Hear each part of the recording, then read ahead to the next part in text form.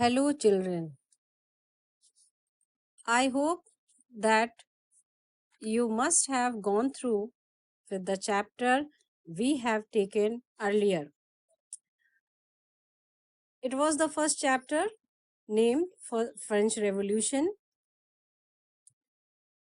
In that chapter, if we will go for recapitulation of the chapter, then what we have done, what we have seen, that the division of society was among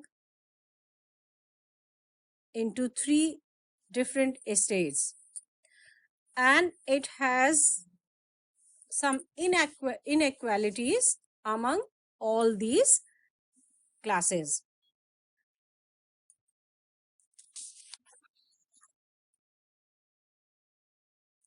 The next problem which we have had gone through was that third estate was only the paying taxes to the estates as well as to the church. The third reason we have gone through with the wide gap between the people of different estate. And one more thing which we can remind,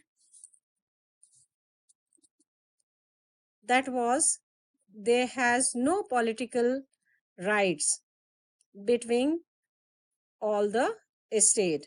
Actually, the first and second estate were enjoying their rights and privileges, but the third estate has no political rights, and it was overburdened with the taxes also. And very important and necessary point which we have to focus on, that the unequal distribution of wealth. Actually, the first estate and the second estate were enjoyed their wealth and land. They don't have to pay any taxes.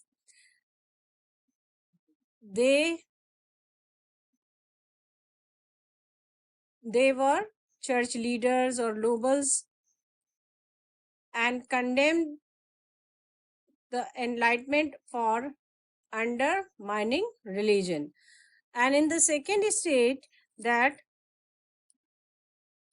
usually the king or their royal family members, and they also have the privilege for not paying the taxes, and they were given the top government jobs, armies, courts, and the church.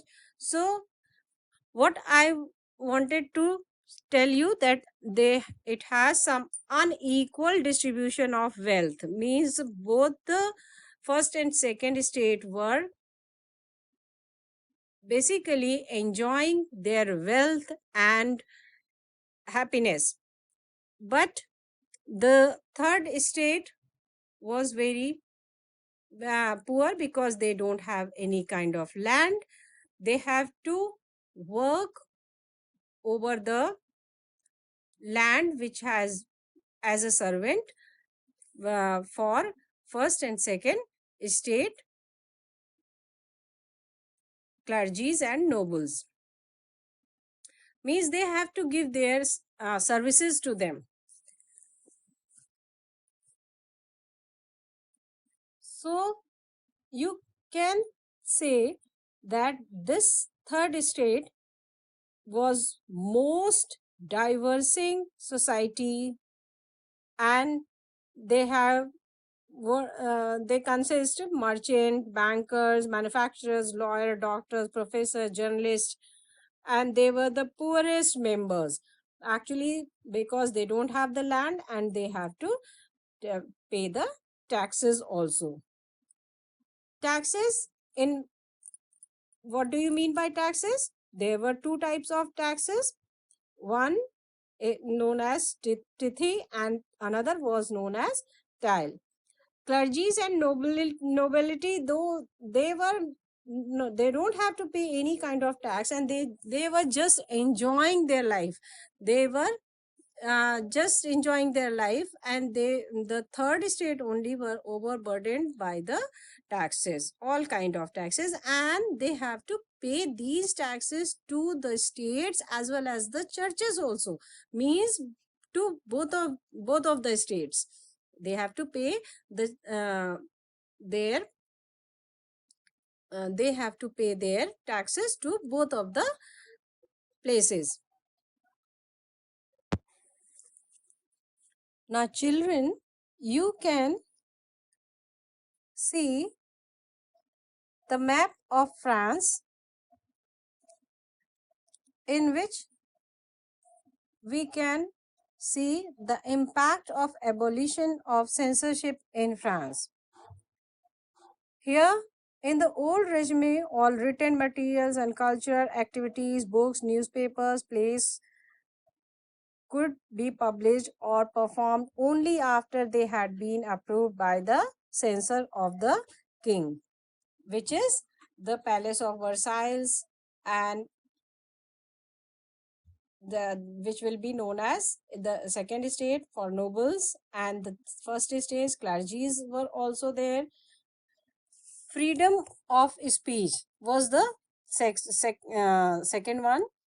Here, the declaration of the right of man and citizen proclaimed freedom of speech and expression to be a natural right. Newspaper, pamphlet, books, and printed picture flooded the town of France, from where they traveled rapidly into countryside, because third state were there in all over the country, and many debate and discussions were taking places also uh, in between them, just because they want freedom. The third state want freedom, and that is why they were uh, having debates and discussion about it, that how could they will do that.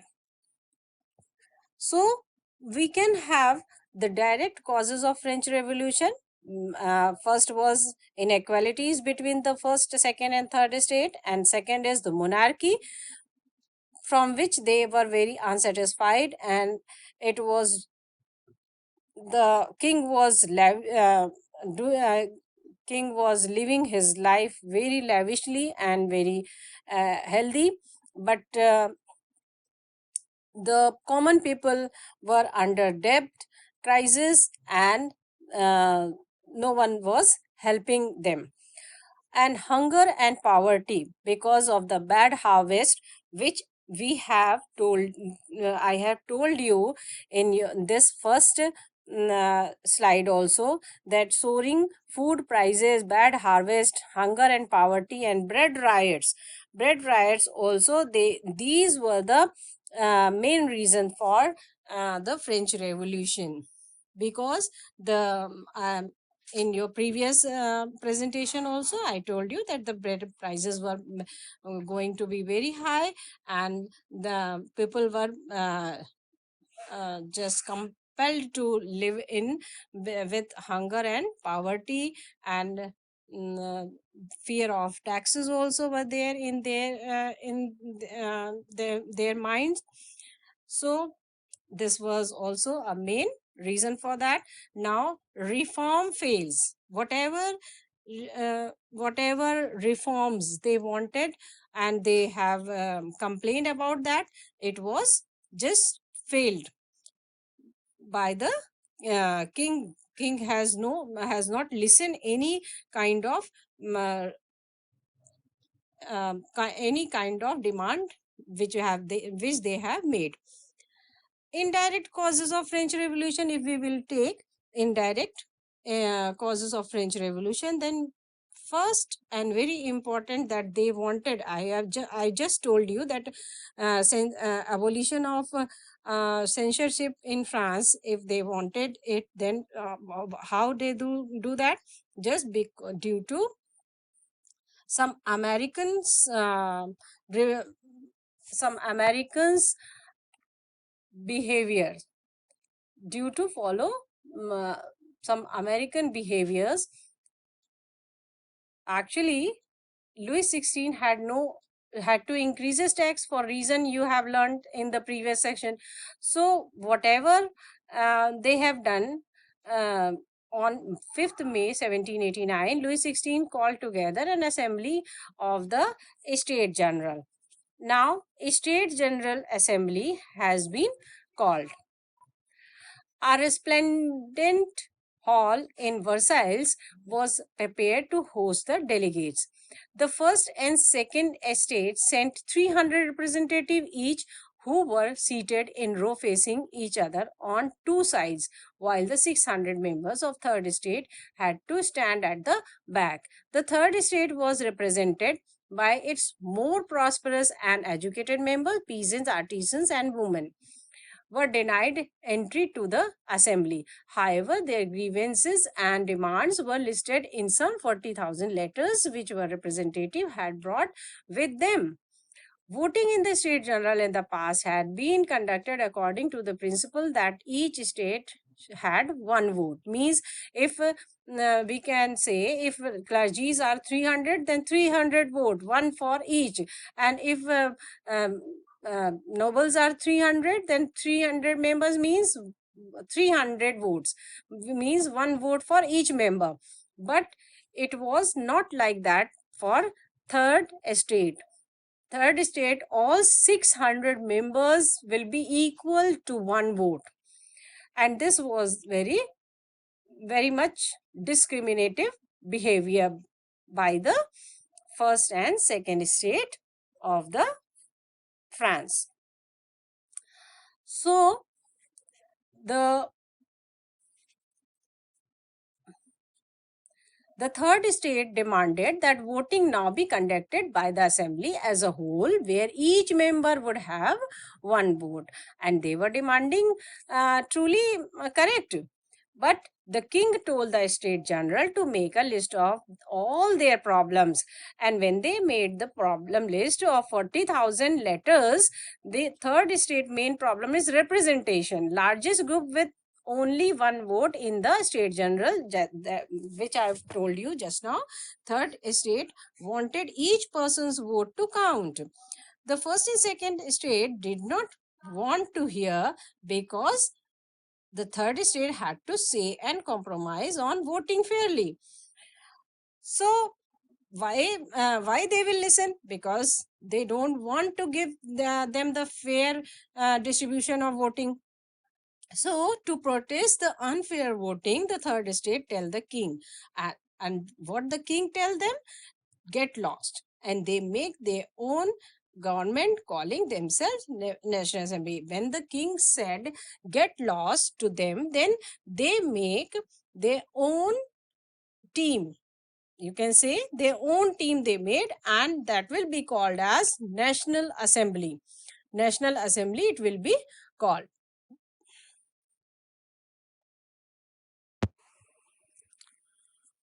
So what I told you, that the King Louis XVI called all three estates together to vote on how to fix the issues France was facing, but they did not like the the demand of third estate. And what the third estate demand was, that they want that each member should be counted as one vote, as they were doing for clergies and nobles. State general made up of three state, unfair for third estate. From the beginning, as you were listening, as you are listening, that the third stage was the poorer and the sufferer one, because the first and second state outvote the third. And in this way, as the slide, you are looking in the slide, they need to give their vote.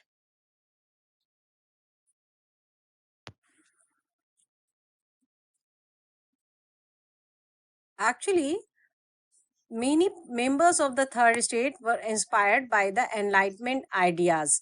Which kind of ideas? Enlightenment ideas means what will be the correct thing for them. They just wanted to follow those ideas, and they wanted representation in government. They divine enlightenment ideas. The first is to represent in government, and the second is that they believe that monarch had divine right is equals to believe that their rulers power come from God. They should not be there. And then third was that they were inspired by the American Revolution, where in American Revolution, so many members were inspired by these kind of enlightenment ideas. The king was spoiled and weak. He has no any kind of help. He has not given any kind of help to the third estate, and spending more dinero than they have. He had to call on the estate general to help fix some problem, but his reforms also failed. So when the people in 18th century, when they uh, know that their voice will not be listened by the first and second estate, so they have made a team and they make their own government. By making this team, they make their own government, and they have called this government national assembly.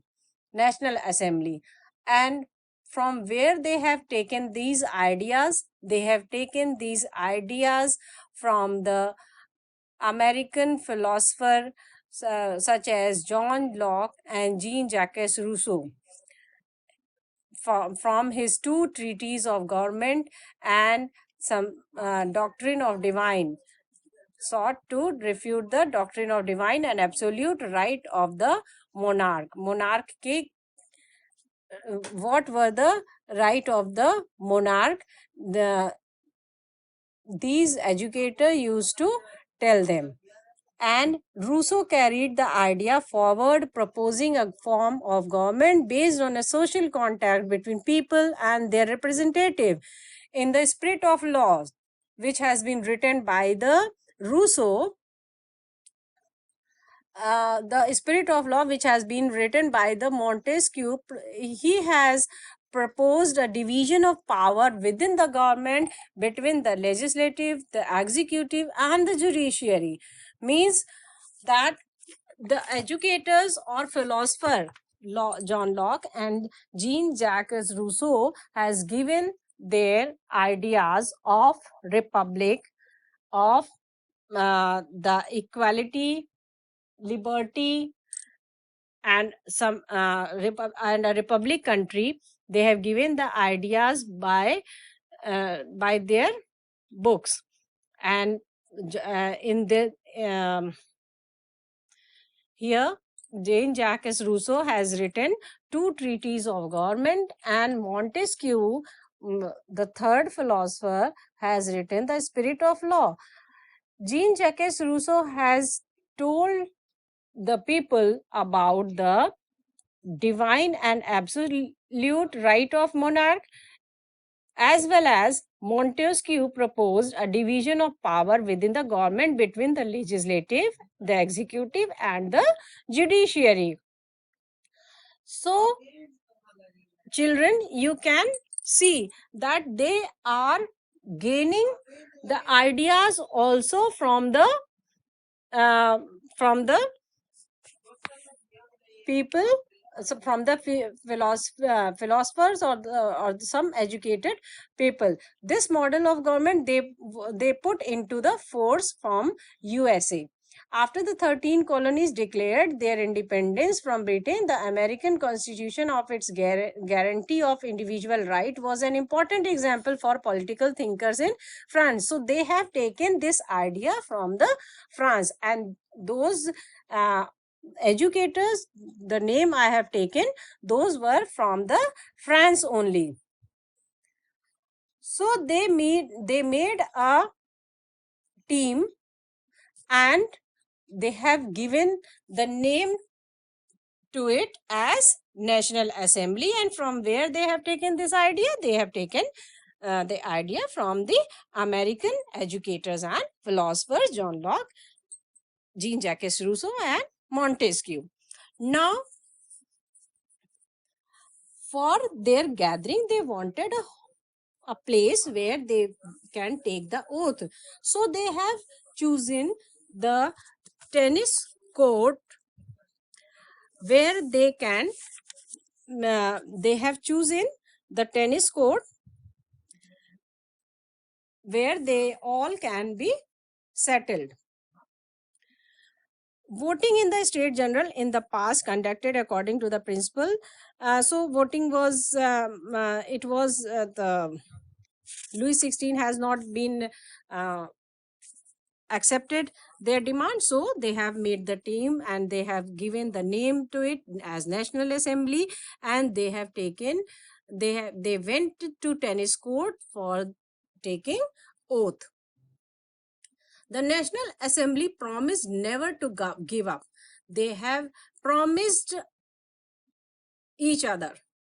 What they have done? They have taken the oath, and what they have which kind of oath they have taken? That they promised each other that they will never give up. Give up means they will not give up the hope uh, for making a constitution and a for making France a republic until they had created a lasting constitution. What I am telling you, that till that they will not make a constitution for their republic, for their France, for their republic country, they will not give up the hope. They will never give up the hope, and they will not leave their togetherness. So, what were the main features for the tennis court oath? Was that first is the tennis court oath was a significant event in the French Revolution. The oath was taken on 28th June in the hall of an indoor tennis court in the ground of Versailles. The members declared, the second one, the members declared themselves as the National Assembly and swore not to disperse till they had drafted a constitution for France that would limit the power of monarch. And the third is that the National Assembly drafted the new constitution which laid the foundation of Republic of France. So children, you will be clear about the National Assembly oath they have taken in the tennis court and why they have taken this oath. So,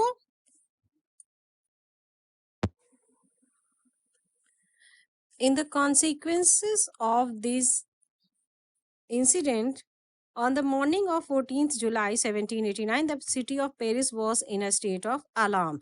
The king had commanded troops to move into the city.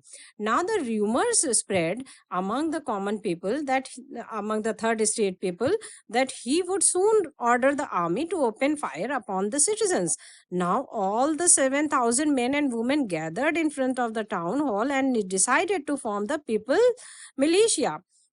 They broke into a number of government building in search of arms, because the rumor was there that the army is coming to fire on them, so they wanted to search the arms for fighting with them.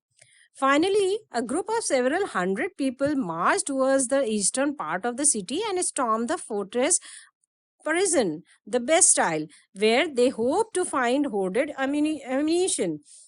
And when they moved in, they have to fight with the commander of the Bastille. They they continue the fight with the commander and they killed him, and the prisoner released. They released the prisoners also, though those who though they were only 7 in numbers, but they released them. So you can say that a simple and small event also can have a big rumor for them, and they used to take all these kind of things as they are just in the opposition party, means because they have made their uh, own team like National Assembly. So they used to take all the things as a revenge, um, as a opposition party, that they are in the opposition party and the king is in his opposition. So they used to take it like that. So the third state acted on a rumor that the king was planning a military coup against the National Assembly, and the third state attacked the Versailles because it has gunpowder and weapons. They need to fight the revolution. So you can say the revolution has been started from here, from 1789, 14 July of 1789, from the Bastille Fort, when they moved inside the Bastille Fort. So children, today our lecture will be till here only, and in the next lecture we will see how the third state uh, achieve their target and how much they have gained by that. If they have taken a revolution, then